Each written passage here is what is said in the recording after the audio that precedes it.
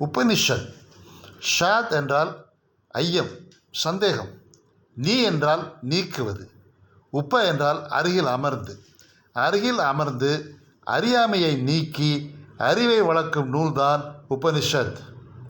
பல அறிஞர்கள் உபனிஷத் எழுதியிருக்கிறார்கள், பகவத்கீதை உட்பட.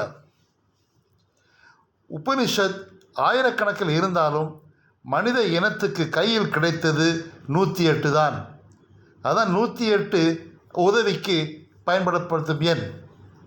அந்த 108 உபனிஷத்தில் 10 உபனிஷத்துக்குத்தான் ஆதிசங்கர பகவத் பாதால் உரை எழுதியிருக்கிறார்கள்.